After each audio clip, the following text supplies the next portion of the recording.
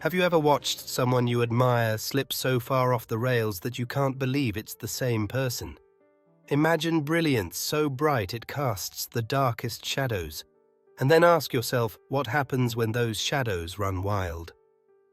Today we take you on a journey through the life of Kanye West, one of the greatest musical innovators of our time, and explore how Carl Jung's ideas on the persona, the shadow, and the self reveal not just Ye's rise, fall, and possible redemption, but also a roadmap for your own inner transformation. But before we dive in, if you're ready to confront your own hidden depths and learn how to integrate every part of yourself, make sure to hit that subscribe button and tap the bell so you never miss a moment of the awakening. From the moment Kanye burst onto the scene, he mastered the art of crafting a persona, a cultivated public self that dazzled with confidence, creativity, and charisma. We saw a fearless innovator, redefining hip-hop, sampling soul records in ways no one dared, and speaking his mind unapologetically on every stage. But beneath that gleaming surface lay wounds we rarely saw: the trauma of losing his mother, financial struggles, and the intense pressure of fame. Jung would say this persona was a mask, a necessary social face, but not the whole picture. And Ye's persona was nothing short of monumental. Imagine standing on the edge of a cliff. Behind you is the empire you built, shining in the sun.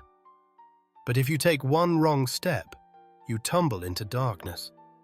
That transition from top of the world to the abyss is where Jung's concept of the shadow comes in.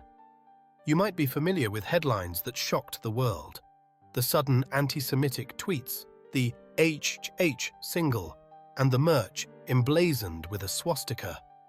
At the first mention, we'll call it HH, shorthand for that extreme hate speech moment. It felt like watching a train wreck in slow motion: horror, disbelief, fascination.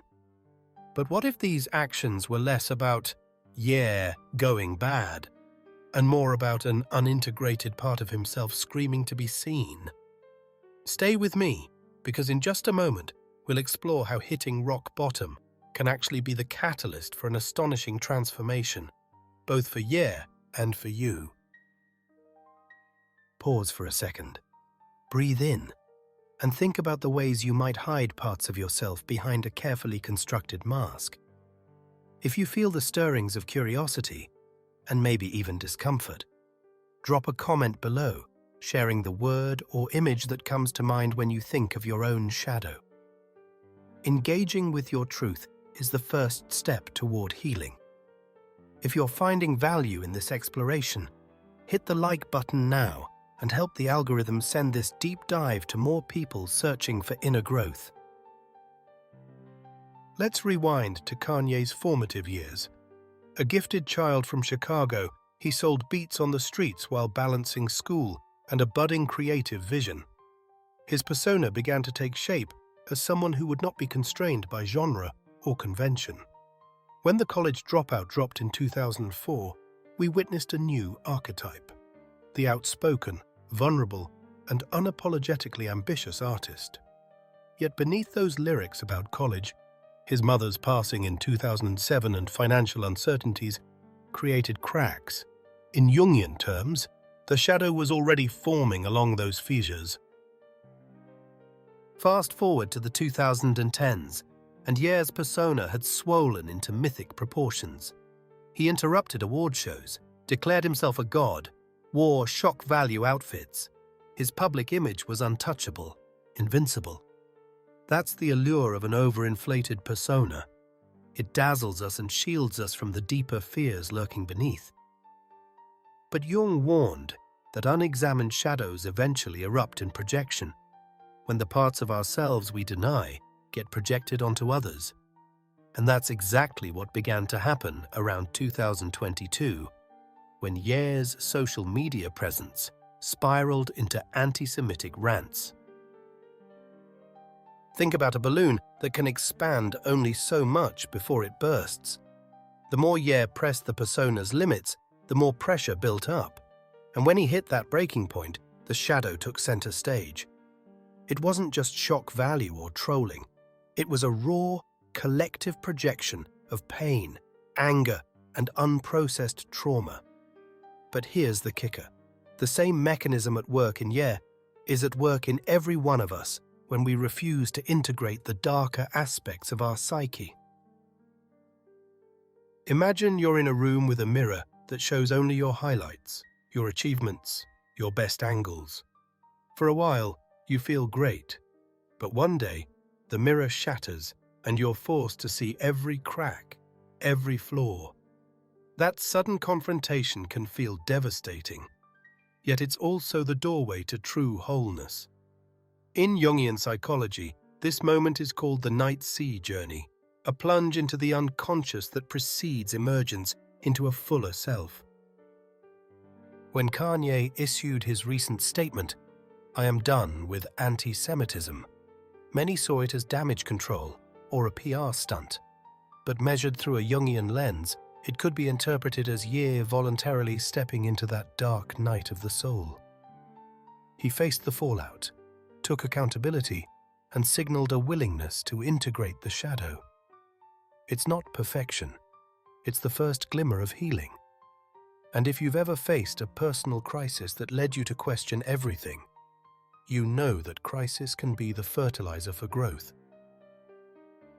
Right now, take a moment to put your hand over your heart. Acknowledge the courage it takes to face your own shadows.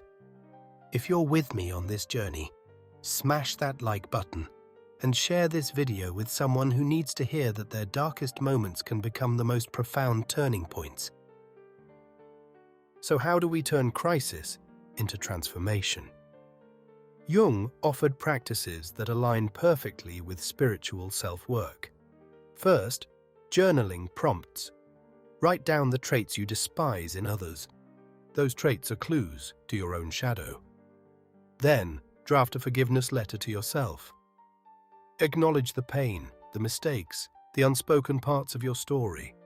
Finally, commit to a daily forgiveness meditation, repeating affirmations such as, "I embrace my whole self, light and dark," repeatedly. Imagine sitting in a candlelit room, journal open, pen flowing, as you confront your shadow face to face. You begin. "I forgive myself for every time I hid behind arrogance to cover my fear. I forgive myself for staying silent when I felt shame. I welcome these parts of me back into my life, knowing they are the keys to my wholeness." When Kanye sat down with his own demons, publicly, painfully, imperfectly, he offered us the most relatable lesson, that integration is messy. But even a single step toward acknowledging your shadow can ripple out into every area of your life.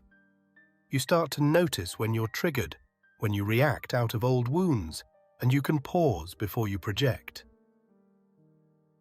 As we approach the end of our deep dive, reflect on the journey we've taken, the rise of the persona, the eruption of the shadow, and the possibility of a new dawn through conscious integration.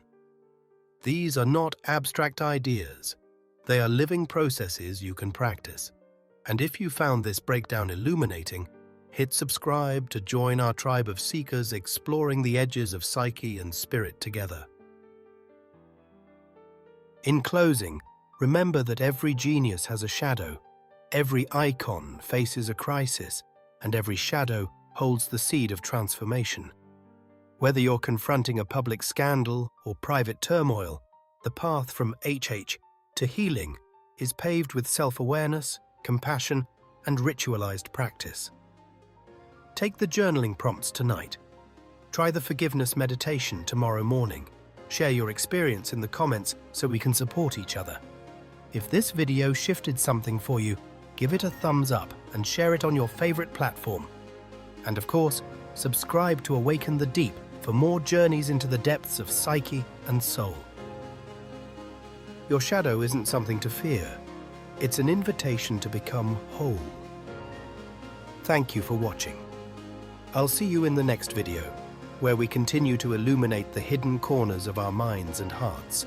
one brave step at a time.